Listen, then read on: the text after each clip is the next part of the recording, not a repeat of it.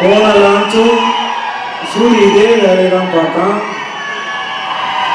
அவன் எல்லாத்தையும் பேசி முடிச்சிருவான் சார். ஏன்னா 2 பேரும் தெரிஞ்ச சம்பவம் ஒன்று தான் இருக்கும். அவன் எல்லாத்தையும் சொல்லி முடிச்சிருவான். இப்போ நான் சொன்னேன்னா என்னத்தை சொல்கிறது தெரியும். நானும் யோசிச்சேன் ஏதாவது விட்டு வைப்பான்னு பார்த்தா கடைசி ராஜா சார் வீட்டில் சந்திச்சது வரைக்கும் எல்லாத்தையும் சொல்லி முடிச்சுட்டேன். எனக்கு என்ன சொல்கிறதுனே தெரியல. சரி, நான் எடுத்தது சூரியனே புகழ்த்தேன். என்ன ஓகே,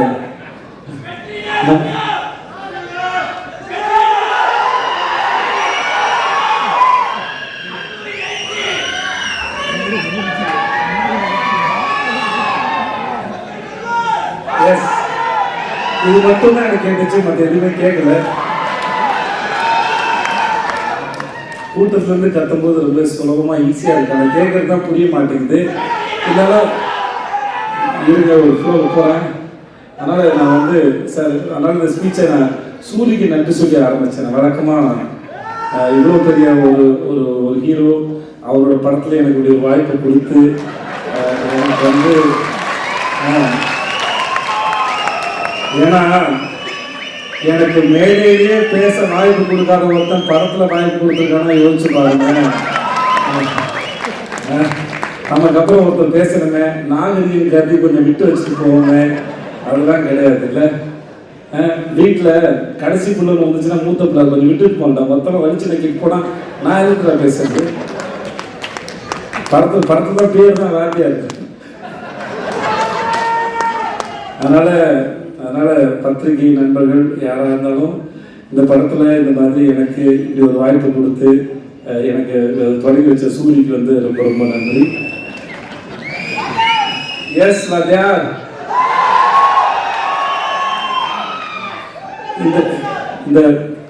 இந்த படத்தில் ஏற்பட்ட அனுபவம் வந்து மிக பிரம்மாண்டம். நான் இந்த அழகான கோலத்தை எந்த புள்ளியை எங்கே வச்சு தொடங்குறதுன்னு எனக்கு தெரியல. முடிஞ்ச அளவுக்கு தொடங்குறேன். நான் ரொம்ப ரசித்த கதாபாத்திரம் வந்து ராஜு மேனன் சார். நான் சொன்னேன் இந்த படத்தை நீங்கள் தான் சார் ஐட்டம். அதனால் ஒரு படத்துக்கு ஒரு கவர்ச்சின்னு ஒன்று இல்லை. நம்ம ஊரில் சின்ன வயசில் படம் பார்க்க போகும்போது, சின்ன வயசுல போது ஒரு 6 மாதம் முன்னாடி சொல்கிறேன் நான், படம் பார்க்கும்போது இன்டர்வலுக்கு அப்புறம் கடைசி வீட்டில் வந்து என்னென்ன வரப்போகுது, சண்டே காட்சியிருக்கும், ஒரு ஐட்டம் சாங்கெலாம் இருக்கும், அதெல்லாம் கொஞ்சம் விறுவிறுப்பாக இருக்கும். அந்த மாதிரி இந்த படத்தில் வந்து ராஜு மேனன் சார் அவர் நடித்தது வந்து ரொம்ப பிரமாதம். ரொம்ப ரசித்தேன் நான் அவரை.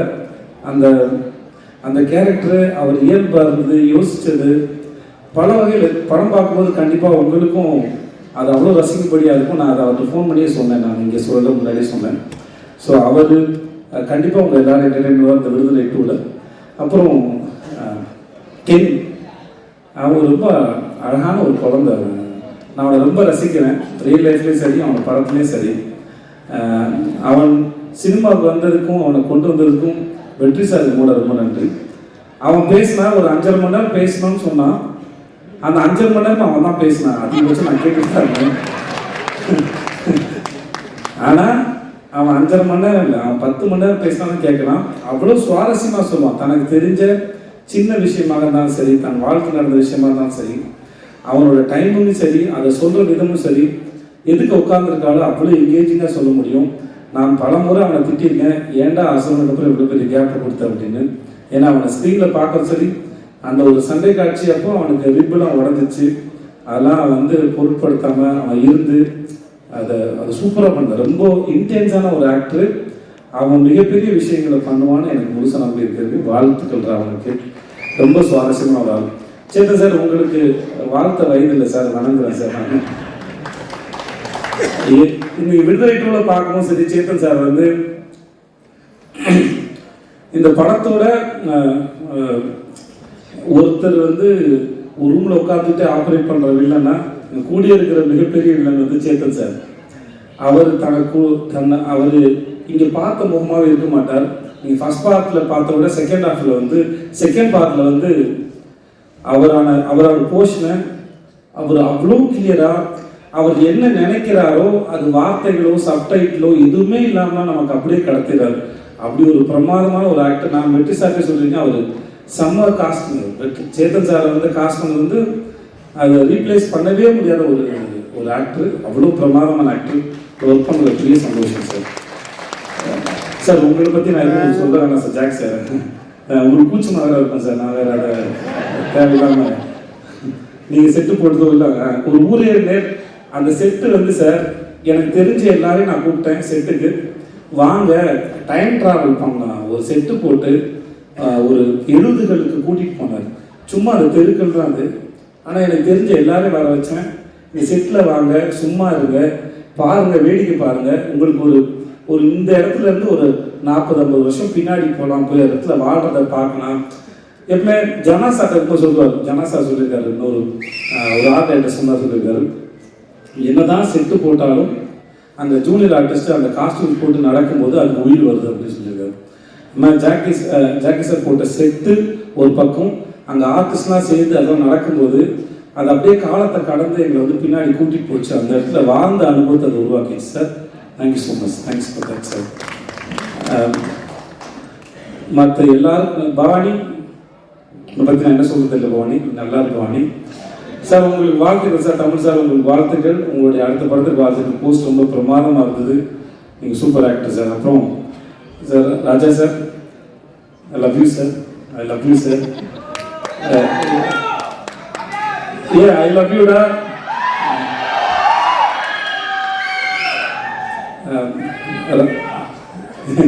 ஐ டு மிஸ் யூ. இன்னும் காதலும் அன்பும் சார்ந்து எத்தனை வார்த்தைகள் உண்டோ அத்தனை வார்த்தையும் உனக்கு பரிசீலிக்கிறேன். நன்றி. சார் ஒரு நிமிஷம் கொஞ்சம் கேப்பு கொடுங்க. ஸோ ராஜா சார் இருக்கிற காலத்தில் அவரோட இசையை ரசிக்கிறதே நான் பெரும் தவம் இருந்து வாங்கி வந்த வரமான்னு நினைக்கிறேன். அப்படி இருக்கிற ஒருத்தருக்கு வந்து அவரோட பழகிறது, அவரோட கேள்வி கேட்குறது, அவரோட ஸ்டூடியோவில் இருக்கிறது, அவர்கிட்டருந்து ஒரு மெசேஜ் வந்தது, அவர்கிட்டருந்து ஒரு கால் வந்தது, அவர் படத்தில் வேலை பார்த்தது, இப்படின்னு பல வரங்களை வாங்கி வந்த ஒரு பெரும் பாக்கியமான நான் கருதுனேன். இந்த மேடையில் அவரோட இருக்கிறதும் சரி. அன்னைக்கு சூரி சொன்ன மாதிரி நான் சொல்லிட்டேன், என்ன திரும்பி கேளுங்க, நான் சொல்லும் ஒரு ஆங்கிள் கேளுங்கிறது. அன்னைக்கு சூரி வர்றதுக்கு 10 நிமிஷம் நான் வெயிட் பண்ணிருக்கோம் போல இருக்கு. எனக்கு அவரை பார்த்து தனியாக கிடச்சிட்டு அது போயிடுவோம்னு சொல்லிட்டு நான் நேராக உள்ளே போயிட்டேன். எனக்கு எப்பவுமே சான்ஸாக ஏங்கி பழக்கத்தினால டப்புன்னு உள்ளே போயிட்டேன். உள்ளே பண்ணி உட்காந்து பேச ஆரம்பித்தேன், கேள்வி கேட்க ஆரம்பித்தேன். ஸோ நான் கேள்வி கேட்க தொடங்கினதுனால அவர் ஆல்மோஸ்ட் எல்லாரும் வந்தாலும் அவர் என்ன பார்த்தே பதில் சொல்லிட்டு இருந்தார்.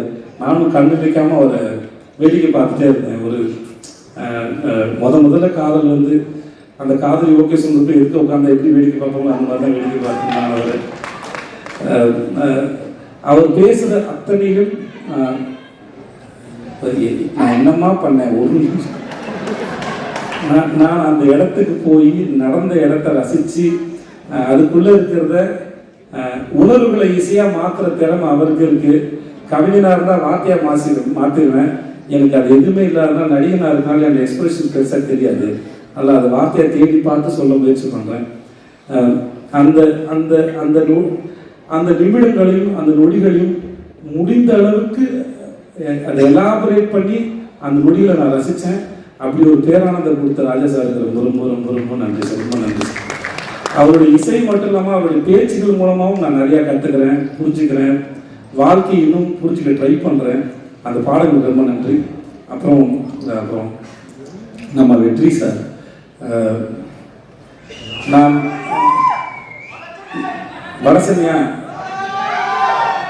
வடசென்னை பாட்டு வரட்டும், வந்த விடுதலை பாட்டு பற்றி ஃபர்ஸ்ட் பேசுவோம்.